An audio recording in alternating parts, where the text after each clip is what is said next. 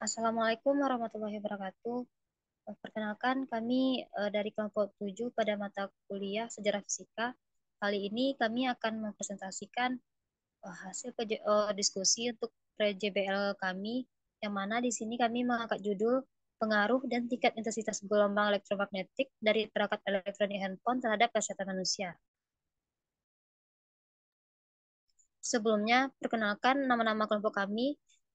Yang pertama ada Vika Febriona, yang kedua Muhammad Fadil, dan ketiga Widya Anissa. Dengan dosen pengampu Ibu Dr. Amelia Nur, SPD MPD. Next.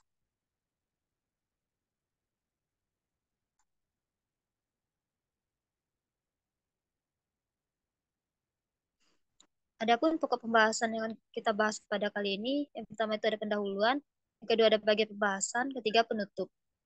Next.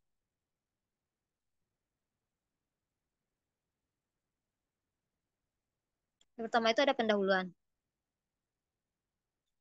Selanjutnya,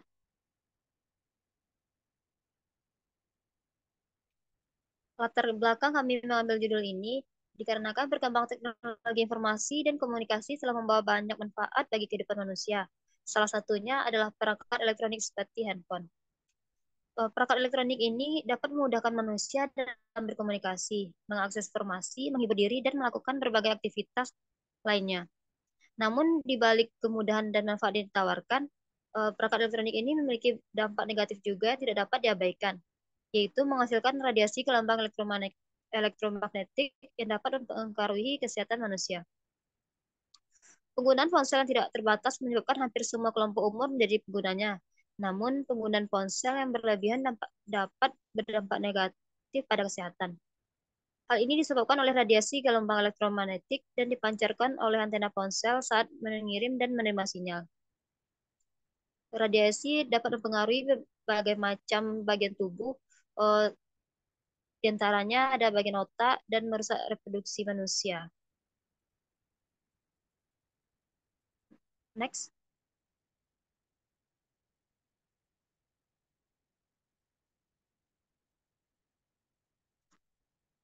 Adapun rumusan masalah yang kami angkat dari latar belakang tersebut, yang pertama itu bagaimana pengaruh dan tingkat intensitas gelombang elektromagnetik dari perangkat elektronik handphone terhadap kesehatan manusia.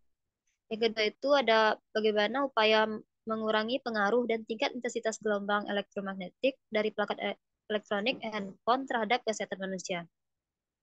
Tujuan dari penulisan makalah ini yang pertama, mengetahui pengaruh dan tingkat intensitas gelombang elektromagnetik dari perangkat elektronik handphone terhadap kesehatan manusia. Yang kedua, mengetahui upaya mengurangi pengaruh dan tingkat intensitas gelombang elektromagnetik dari perangkat elektronik handphone terhadap kesehatan manusia. Adapun manfaat penulisan ini untuk memberikan informasi kepada masyarakat elektron terhadap memberikan informasi kepada masyarakat mengenai upaya mengurangi pengaruh dan tingkat intensitas gelombang elektromagnetik dari perangkat elektronik handphone terhadap next.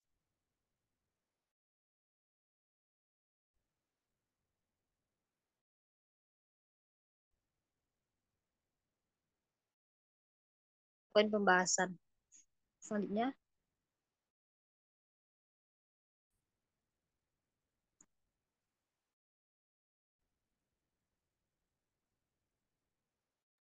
baik, terima kasih moderator. gelombang elektromagnetik. Baik, dilanjutkan oleh Fadil. Kepada Fadil disilahkan. Baik, terima kasih moderator. Selanjutnya gelombang elektromagnetik. Gelombang elektromagnetik merupakan gelombang yang merambat tanpa medium berantara. Nah, dasar teori dari perambatan gelombang elektromagnetik ini pertama kali dijelaskan pada tahun 1873 oleh James Clerk Maxwell dalam papernya di Royal Society mengenai teori dinamika medan elektromagnetik. Pada tahun 1900, fisikawan berkebangsaan Jerman, Max Planck, mengemukakan bahwa setiap muatan listrik yang memiliki percepatan memancarkan radiasi elektromagnetik. Nah, waktu kawat atau penghantar seperti antena menghantarkan arus bolak-balik, radiasi elektromagnetik dirambatkan pada frekuensi yang sama dengan arus listrik. Nah, berikut gambar 1 merupakan berkas radiasi elektromagnetik, di mana dia itu berbentuk seperti gelombang transversal yang arah rambatnya sejajar dengan arah pusatnya. Next, selanjutnya saat ini telah dikenal berbagai macam gelombang elektromagnetik dengan rentang panjang gelombang tertentu. Spektrum elektromagnetik merupakan kumpulan spektrum dari berbagai panjang gelombang. Nah, pada tabel berikut merupakan pembagian daerah panjang gelombang, di mana di sini ada jenis-jenis dari gelombang elektromagnetik dengan masing-masing nilai dari panjang gelombangnya. Dapat teman-teman lihat di slide. Next.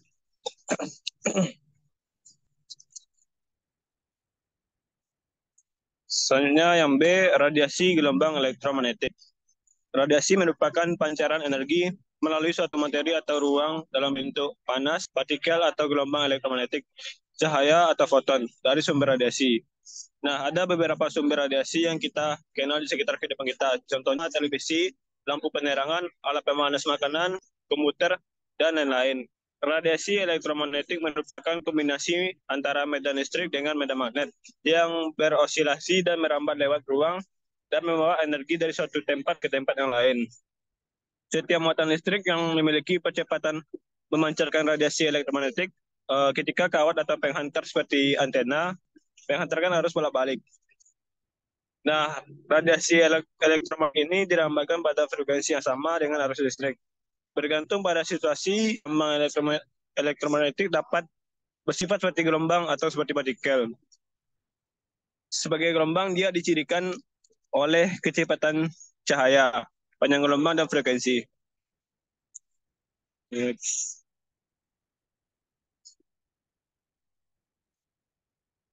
Selanjutnya, intensitas gelombang elektromagnetik. Intensitas gelombang elektromagnetik merupakan laju energi yang dipindahkan melalui gelombang elektromagnetik atau yang disebut dengan pointing. Pointing sendiri didefinisikan sebagai intensitas gelombang atau laju energi rata-rata per meter kuadrat yang dipindahkan melalui gelombang elektromagnetik sama dengan rapat energi rata-rata dikalikan dengan cepat rambat cahaya atau dapat dituliskan sebagai persamaan di bawah ini, di mana S vektor sama dengan I sama dengan P per A, di mana S vektor itu merupakan intensitas gelombang atau laju energi rata-rata per meter kuadrat. Yang I merupakan intensitas radiasi, dan yang A merupakan luas permukaan. Menurut mekanika kuantum, bahwa intensitas hanya memberikan jumlah total dari foton-foton dalam sinar, tapi tidak berhubungan dengan tenaga dari masing-masing foton dalam berkas sinar.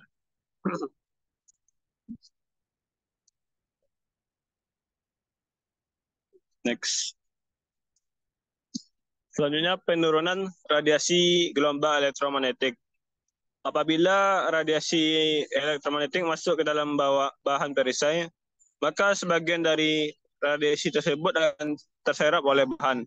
Nah, sebagai akibatnya, intensitas radiasi setelah masuk ke bahan penyerap lebih kecil dibandingkan intensitas semula. Gambar di bawah merupakan proses pengurangan intensitas radiasi elektromagnetik perisai radiasi. Pada intensitas radiasi gelombang elektromagnetik yang dipancarkan oleh handphone, yang menjadi bahan perisai adalah udara, dan tembak perisai adalah besarnya jarak antara handphone dengan telinga.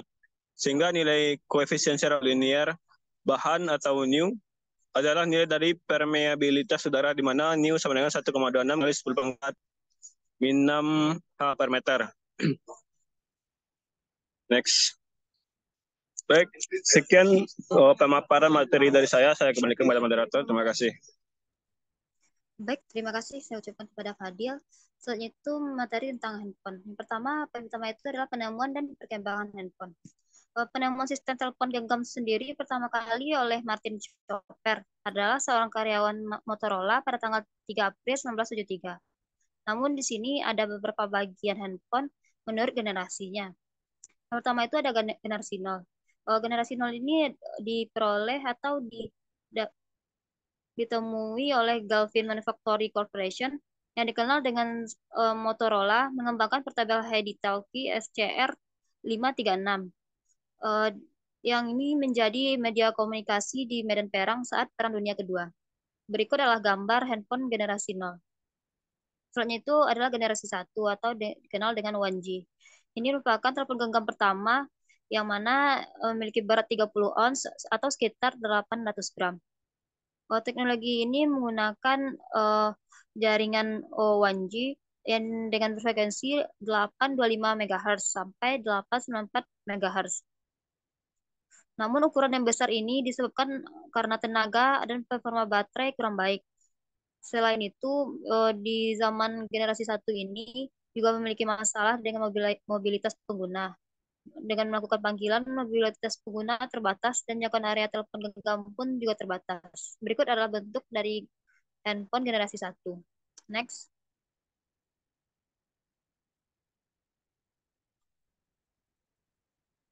Next. Oke, setelah itu ada telepon Mas, generasi 2. Di sini muncul sekitar 960-an. Pengguna sinyal ini melengkapi telepon genggam dengan pesan suara, panggilan Bu, dan SMS. Telepon seluler ini juga memiliki ukuran yang lebih kecil dari sebelumnya dan juga ringan. Ukuran kecil ini memiliki kebutuhan tenaga baterai yang juga lebih kecil. Keunggulan generasi 2 ini selain ukurannya berat dan kecil serta sinar radionya pun lebih rendah sehingga mengurangi efek radiasi yang membahayakan pengguna. Yang ketiga itu ada generasi 3 atau dikenal dengan 3G. Ini memiliki operator jaringan yang lebih baik dari sebelumnya dan ditambah dengan spesifikasi video call berteknologi tinggi. Namun kelemahan dari generasi ini biaya yang relatif tinggi dan kurangnya cakupan jaringan karena masih barunya teknologi ini. Berikut adalah bentuk dari handphone generasi 3. Next. Selain itu ada generasi 4 atau dikenal dengan 4G. Ini merupakan sistem ponsel yang menawarkan pendekatan baru yang memiliki infrastruktur yang canggih, termasuk wireless, CDMA, dan akses lainnya. Di sini juga menyediakan video conference, online game, dan lain sebagainya. Di sini adalah bentuk gambar handphone generasi 4. Selanjutnya itu ada handphone generasi 5. Di generasi 5 inilah memiliki banyak keunggulan dan generasi terbaru teknologi telekomunikasi seluler yang menawarkan kecepatan kapasitas tinggi dan koneksi pun jauh lebih stabil dan memiliki latensi yang rendah, mobilitasnya tinggi seperti video streaming, video conference, game, dan Internet of Things. Berikut adalah gambar dari handphone generasi 5.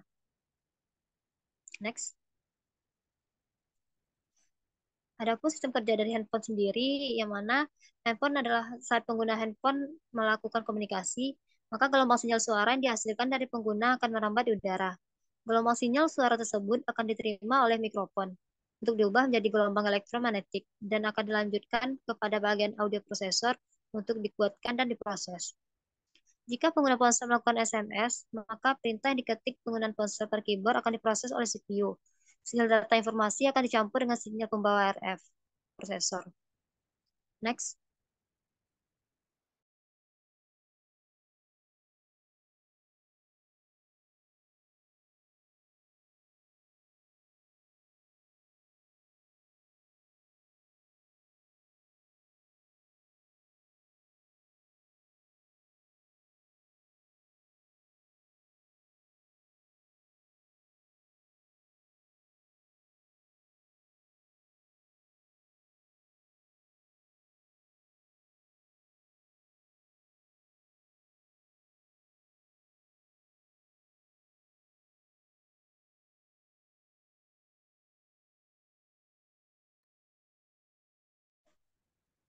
Jika intensitas radiasi yang dijelaskan ini adalah menjelaskan frekuensi, daya, dan intensitas radiasi setiap generasinya.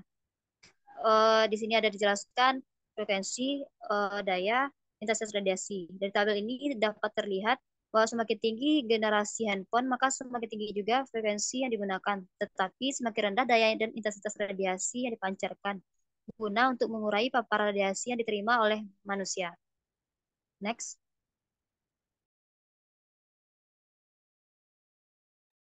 Di sini adanya bahaya radiasi handphone. Handphone atau seluler merupakan sumber radiasi elektromagnetik yang sangat potensial. Telepon seluler menghasilkan energi foton yang sangat besar dan potensi radiasi yang lebih besar dibandingkan peralatan elektronik maupun jaringan listrik tegangan tinggi maupun ekstra tinggi. Gelombang elektromagnetik ini dapat menyebabkan pemanasan pada jaringan tubuh. Jenis radiasi yang berbeda-beda dapat mengantarkan energi per satuan massa yang sama ke tubuh manusia. Namun, radiasi yang berbeda itu tidak mempunyai efek biologis yang sama. Next.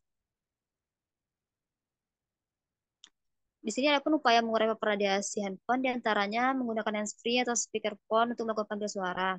Yang kedua, menghindari penggunaan handphone di tempat yang memiliki sinyal lemah seperti gedung, lift, atau terowongan. Ketiga, menghindari penggunaan handphone saat sedang mengisi baterai, karena handphone akan memancarkan radiasi lebih tinggi saat mengisi baterai. Keempat, menjauhkan handphone dari organ tubuh sensitif seperti kepala, dada, atau pangkal paha, dan lain sebagainya. Yang kelima, mengurangi durasi dan frekuensi penggunaan handphone, terutama untuk aktivitas yang tidak penting. Yang keenam, menggunakan handphone yang memiliki nilai SAR atau Specific Absorption Rate yang rendah. Karena ini adalah menunjukkan seberapa banyak energi radiasi yang diserap oleh tubuh manusia yang menggunakan handphone. Oke, next. Selanjutnya itu akan dibahas alat pengukur radiasi, yang mana di sini kami ambil alat ukur C32QX5. Ini akan dijelaskan oleh rekan saya Vika. Kepada Vika, disilahkan. Baik, terima kasih moderator. Baik, saya akan menjelaskan materi mengenai alat pengukuran radiasi C32QX5. Alat pengukuran radiasi ini adalah salah satu alat dapat digunakan untuk mengukur intensitas radiasi yang dipancarkan oleh alat elektronik. Alat ini menggunakan sistem kerja digital dengan ukuran 15,2 cm dikali 7 cm dikali 2,5 cm. Berikut adalah gambar alat pengukur radiasi C32QX5.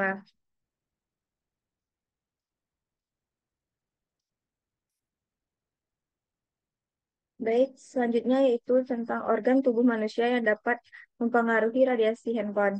Yang pertama yaitu otak. Otak penggunaan jangka pendek, radiasi ponsel memang tidak menyebabkan penyakit yang berarti, tetapi pengguna jangka panjang, radiasi ponsel dapat memicu penyakit akustik neuroma atau sejenis tumor otak. Berikut adalah gambar penetrasi radiasi handphone terhadap otak manusia, yang mana pada gambar sebelah kiri menunjukkan tingkat penetrasi radiasi handphone terhadap otak anak usia 5 tahun. Sedangkan gambar yang di tengah menunjukkan tingkat penetrasi radiasi handphone terhadap otak anak usia 10 tahun. Sedangkan gambar yang di sebelah kanan menunjukkan tingkat penetrasi radiasi handphone terhadap orang dewasa. Selanjutnya yaitu telinga. Telinga merupakan sebuah organ yang mampu mendeteksi atau mengenal suara pada posisi tubuh. Semakin lama menggunakan handphone, maka semakin lama bunyi bising yang menyebabkan kelelahan handphone. Resonansi magnetik adalah suatu resonansi absorpsi di mana terjadi serapan tenaga secara drastis apabila besarannya tenaga tepat sama dengan yang diperlukan. Eh, Pada bagian-bagian telinga manusia dibedakan menjadi tiga, yaitu telinga luar, telinga tengah, dan telinga dalam. Yang mana gelombang bunyinya dibatasi oleh jangka frekuensi yang dapat merangsang telinga dan otak manusia kepada sensasi pendengaran. Selanjutnya yaitu mata. Mata merupakan alat indera pada manusia yang digunakan untuk melihat alam semesta dan isinya. Mata normal manusia umumnya hanya dapat menerima panjang gelombang dari 400 sampai 700 nanometer. Meskipun beberapa orang dapat menerima jangka panjang yaitu dengan rentangan panjang gelombang dari 300 sampai 780 nanometer atau dalam frekuensi 790 sampai 400 Slager. Mata memiliki beberapa bagian dan fungsinya. Yang pertama yaitu kornea yang berfungsi untuk melindungi bagian dalam bola mata. Yang kedua iris untuk yaitu selaput berbentuk lingkaran yang menyebabkan mata dapat membedakan warna. Yang ketiga yaitu pupil merupakan celah lingkaran pada mata yang dibentuk oleh iris yang berfungsi mengatur banyaknya cahaya yang masuk ke mata. Yang keempat lensa mata, yaitu lensa cembung yang terbuat dari bahan bening berserat yang berfungsi untuk mengatur pembiasan cahaya. Yang kelima yaitu retina merupakan lapisan yang berisi ujung-ujung yang sangat pekat terhadap cahaya. Retina ini berfungsi untuk menangkap bayangan yang dibentuk oleh lensa mata. Yang keenam, cairan mata. Yang ketujuh, saraf optik merupakan saraf yang menyampaikan informasi tentang kuat cahaya dan warna ke otak. Baik, sekian dari saya kembalikan ke moderator.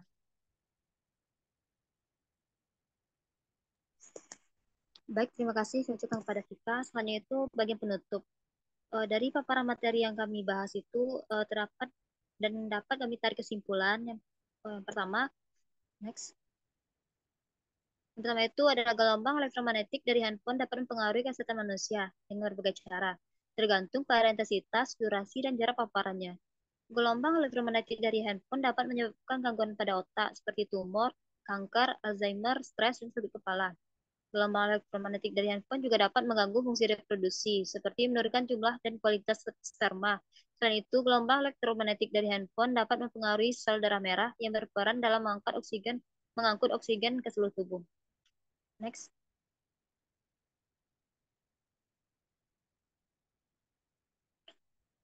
Yaitu adapun upaya untuk mengurangi vapor radiasi, yakni yang pertama itu menggunakan handsfree atau speakerphone saat melakukan panggilan suara agar jarak antara handphone dan kepala lebih jauh.